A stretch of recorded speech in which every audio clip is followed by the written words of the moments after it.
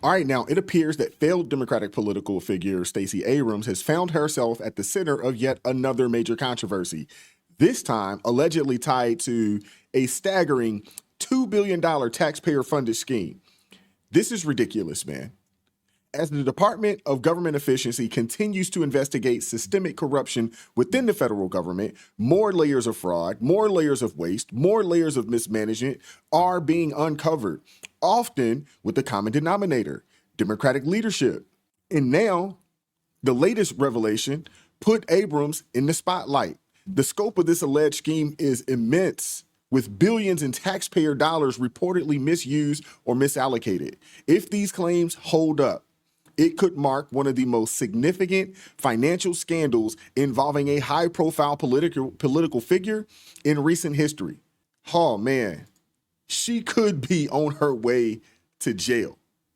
I mean, there has to be some form of accountability in this daggone government. And it's no wonder why these Democrats are fighting tooth and nail, because it seems like the more they uncover, the more they are implicated in the shenanigans.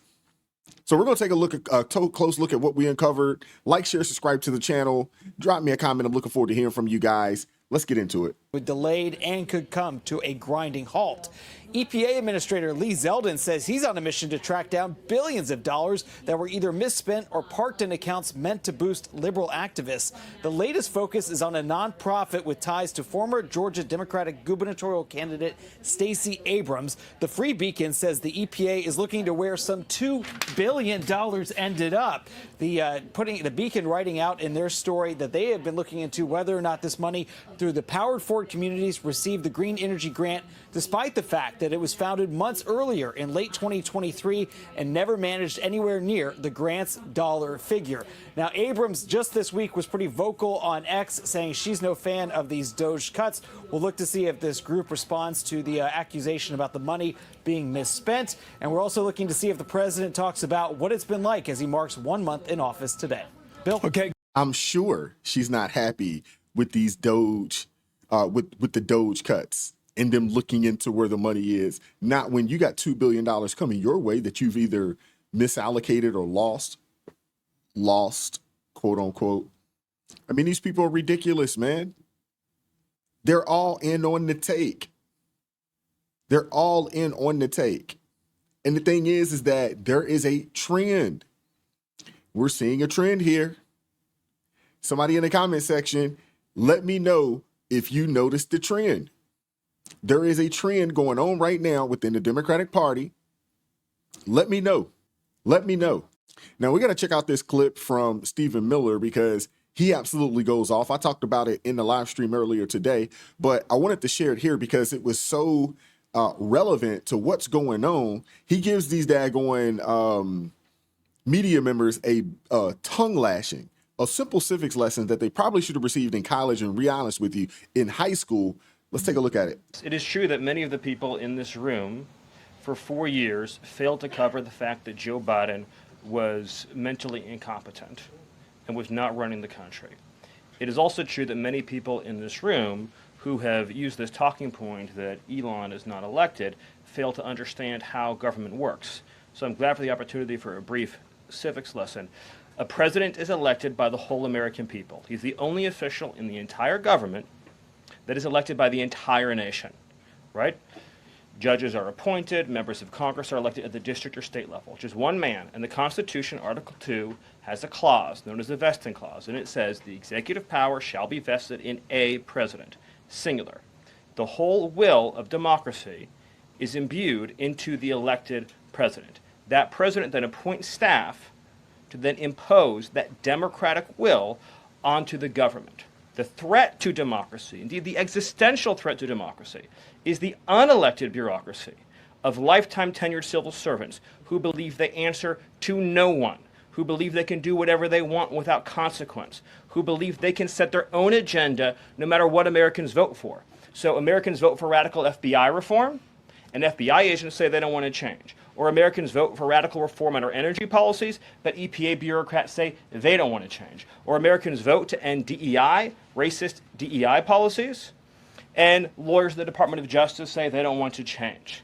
What President Trump is doing is he is removing federal bureaucrats who are defying democracy by failing to implement his lawful orders, which are the will of the whole American people. Exactly. And these are the orders that the American people supported. He campaigned on these things. He made campaign promises, and he intends to keep those promises. Promises made, promises kept. Here goes President Trump just talking about some of the waste that Stacey Abrams obviously or allegedly is a part of. Check this out. The teaching of DEI, $9 million. How do you spend $9 million to teach? No matter what it is, you could teach physics. Totally. You could go to MIT for a lot less. Expensive. Yeah, expensive. the teaching of DEI.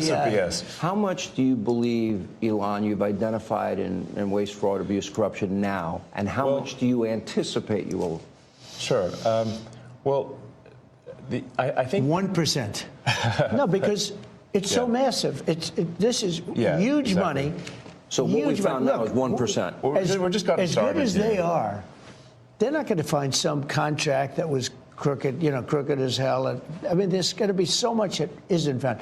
But what is found, I think he's going to find $1 trillion. Yeah, I think so. But I think it's a very small percentage compared to what it is. Hey, finding $1 trillion is no small feat.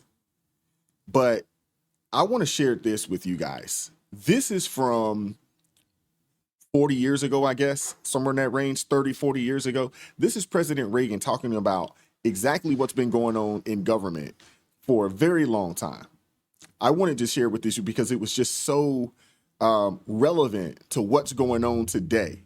And obviously, this is a conversation that's been had for quite some time. You know, sometimes the big spenders in Congress talk as if all that money they spend just kind of magically appears on their doorstep, a gift from the Internal Revenue Service. They talk as if spending were all giving and no taking. Well, there is no magic money machine. Every dollar the government spends comes out of your pockets. Every dollar the government gives to someone has to first be taken away from someone else. So it's our moral duty to make sure that we can justify every one of your tax dollars, that we spend them wisely and carefully, and just as important, fairly. Unfortunately, hardly anyone could honestly call federal budgets wise, careful, or fair. Is it fair to ask one small business to help subsidize its competitors? Is it fair to ask workers in the private economy to pay for civil service pensions that are much more generous than the retirement benefits they receive? Is it fair to ask low-income families to help pay for the college education of children from families with incomes as high as $100,000 a year? Is it fair to ask taxpayers to help pay billions for export subsidies to a handful of America's biggest corporations? Well, it isn't fair, and you know it. But that's the law of the land right now, just part of the legacy of 50 years of trying to do good things for all by treating your earnings like government property. The time has come to decide what benefits we can properly expect from the federal government for ourselves, our neighbors, and those in need, and what government can take from us in taxes without making everyone worse off, including those who need our help. The one thing we cannot do is stay on the immoral, dead-end course of deficit spending. That was extremely relevant to what we're dealing with right now and what President Trump is trying to do and what he campaigned on. So relevant. I want to hear from you guys. Let me know what you think about this in the comment section. Like, share, subscribe, turn the notifications on, click that all button so you never miss an upload. Make sure you do that. All right. If you want to go the extra mile, consider joining the ARP family, or you can buy your man a coffee. Link in the description box below. Keep God first in your life. Stay prayed up. I appreciate everybody that supports the channel. God bless each and every one of y'all. And I'm going to catch up with you all next time. Peace.